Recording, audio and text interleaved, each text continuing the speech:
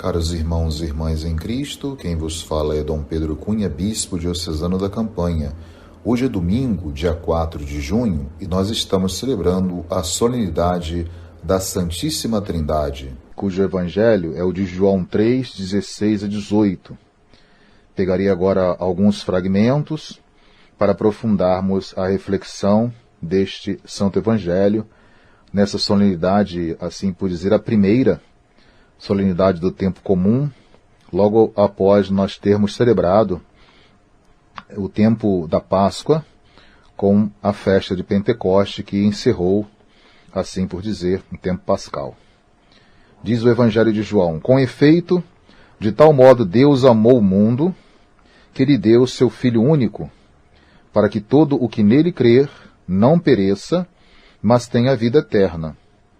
Pois Deus não enviou o Filho ao mundo para condená-lo, mas para que o mundo seja salvo por ele.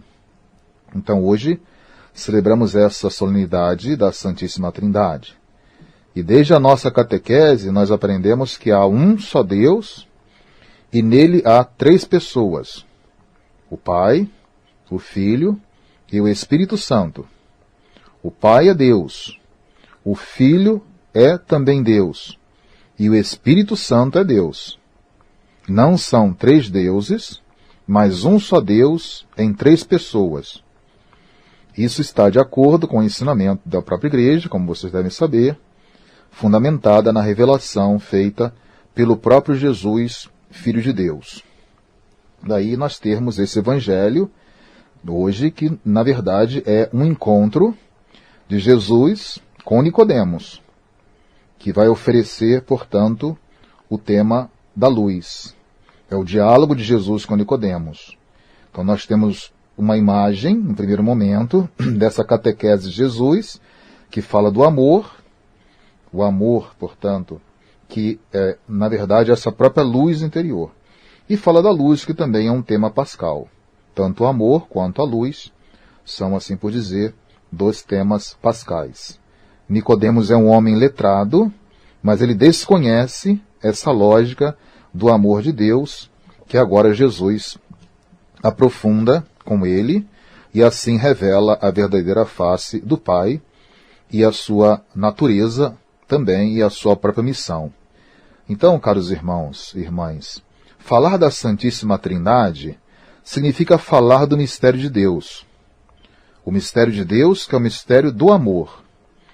Mas um amor que não é reservado ou oculto.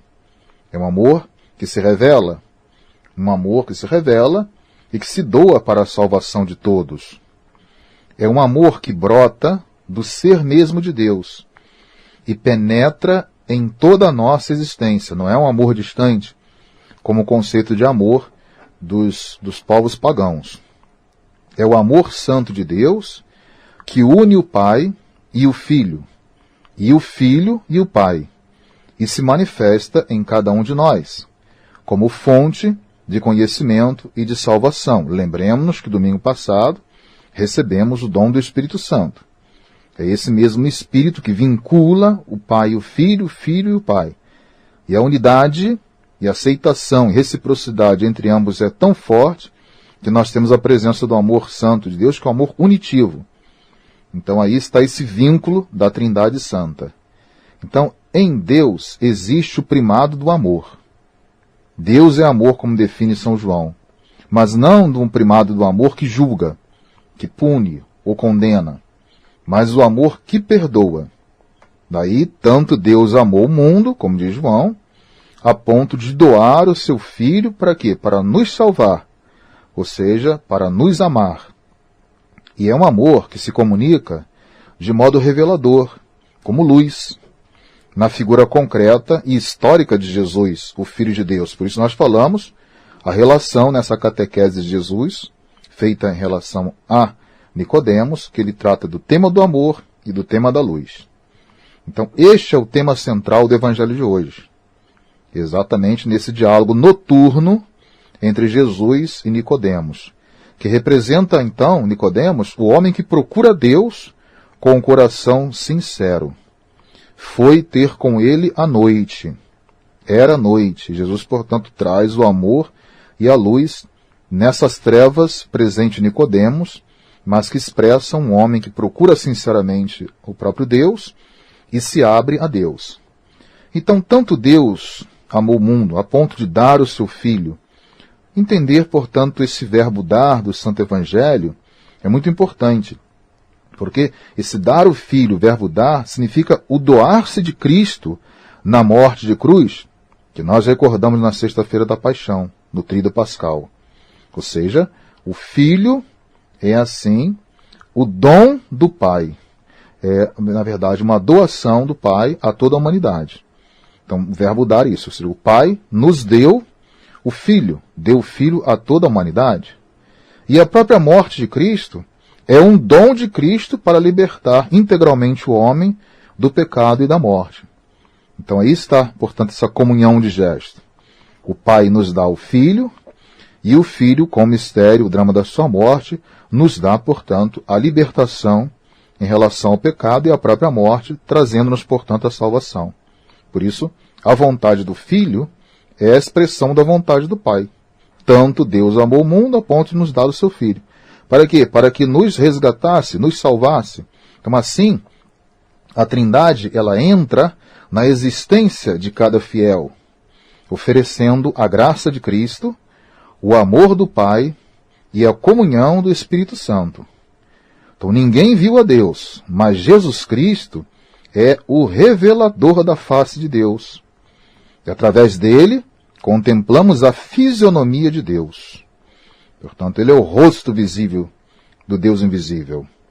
Então, eu e o Pai somos um. Aí está, portanto, uma igualdade da natureza divina, mesmo na diversidade de pessoa e de função, pois o Pai é o Criador de todas as coisas. E o Filho, então, veio nos resgatar. Ele é o Redentor, o Santificador. A unidade e distinção das três pessoas aparecem já no batismo de Jesus, no Rio Jordão, quando nós ouvimos a voz do Pai, ao dizer, este é o meu Filho amado. E aí também aparece o Espírito Santo em forma de pomba. Com a voz do Pai, confirmando, este é o meu Filho amado, ou seja, o meu unigênito, e, portanto, o Espírito Santo, na forma de pomba, se manifestam também nesse momento do batismo de Jesus. Na segunda leitura da liturgia da palavra deste domingo, nós temos algumas atribuições fundamentais do mistério trinitário. Então, que é o que nós observamos, Paulo falar da graça, o amor e a comunhão. Três palavrinhas importantíssimas para nós entendermos essa solenidade. Os dons do Espírito Santo e os ministérios na igreja nascem, então, da Trindade Santa. A graça, o amor e a comunhão. É a saudação que Paulo deixa para cada comunidade que ele funda. Então, na fonte do nosso batismo também, que é a nossa condição de filhos e filhas de Deus, está o Pai, que envia aos nossos corações o Espírito do Filho, como São Paulo na carta aos Gálatas 4:6 nos revela. Então, o Espírito Santo, derramado em nós, é o sinal da nossa plena salvação, confirmada em nós pelo Pai em Cristo.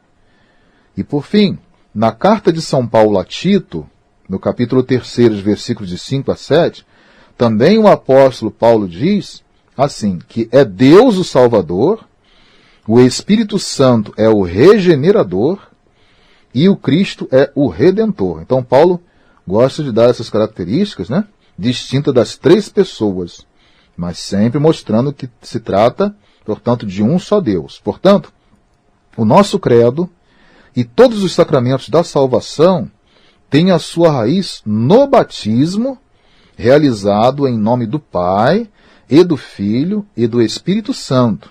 Assim também, o evangelista São Mateus, cujo ano nós estamos dedicando, ele encerra o seu evangelho, no capítulo 28, versículo 19. Jesus se despede dos apóstolos, pedindo que eles então possam batizar todos os povos no nome da Trindade, do Pai, do Filho e do Espírito Santo. Então a Trindade é a autêntica imagem de Deus no seu manifestar-se, ou seja, é a marca de sua presença na vida de cada cristão e da própria igreja. Daí a vinculação, toda a celebração litúrgica, começamos em nome do Pai, do Filho e do Espírito Santo e encerramos. Assim também como cada membro que entra para fazer parte do corpo de Cristo, que é a sua igreja, é batizado em nome da Trindade, Pai, Filho e Espírito Santo. No Evangelho de João 14, 23, temos ainda uma passagem que pode confirmar o que nós estamos falando. Quando Jesus fala, se alguém me ama, guardará a minha palavra. Meu Pai o amará, e nós viremos a ele, e nele faremos a nossa morada. Aí está, portanto, mais uma vez, como vos falei, o sinal dessa presença da Trindade em nossas vidas, sobretudo através do amor, que não permite uma separação de cada pessoa atuando em nossa existência. Então, nós temos a imagem de um Deus que quer a salvação de todos, que quer a vida de todos. Então, a fé em Deus, falar da Trindade, significa falar da nossa fé, naquilo que nós cremos. A fé em Deus consiste em acolher o Filho único de Deus na pessoa de Jesus. Então, quem crê não é julgado, não se perde, mas tem a vida. Quem crê é salvo por Jesus, pois foi para isso que Jesus veio. Ele não veio para condenar ninguém, mas quem não acreditar nele já está aqui e agora condenado. Essa é a finalidade da missão de Jesus. Mas a condenação não é dada por Deus. Se o homem acolhe Jesus, ele se salva. Se o homem rejeita Jesus, ele se condena. Aqui a observação é o homem que busca a sua própria condenação, ao não aceitar o dom supremo de Deus em Jesus. Jesus é, de fato, caminho, verdade e vida. Então, rejeitar Jesus é exatamente extraviar-se da própria, na condenação de si mesmo. Condenação esta, querida, buscada e vivida, portanto, por cada um de nós. Deus, com isso temos que saber, é misericordioso e próximo de cada um de nós e é favorável, portanto, à nossa salvação pela sua misericórdia. Então, o Deus de Jesus Cristo, para concluir, que a revelação no Evangelho de hoje é feita pelo próprio Filho, veio salvar os pecadores. Como ele mesmo disse hoje, eu não vim chamar os justos, mas os pecadores. Por fim, quem não crê já está condenado, mas quem recusa o amor desse Deus, que é Pai, condena-se a si mesmo. Então que possamos anunciar ao mundo esse Deus misericordioso, contando sempre com a sua graça, que vai mobilizar os corações para que todos então acolham esse Deus de Jesus Cristo. E que possamos viver o nosso batismo, crendo e anunciando ao mundo que nós somos batizados em nome do Pai, e do Filho e do Espírito Santo. Louvado seja nosso Senhor Jesus Cristo, para sempre seja louvado. O Senhor esteja convosco, Ele está no meio de nós. Seja bendito o nome do Senhor, agora e para sempre. A nossa proteção está no nome do Senhor, que fez o céu e a terra. Por intercessão da Virgem do Carmo e dos nossos beatos Padre Victor e Inha Chica, abençoe-os o Deus Todo-Poderoso, Pai e Filho e Espírito Santo. Tenham todos um abençoado domingo.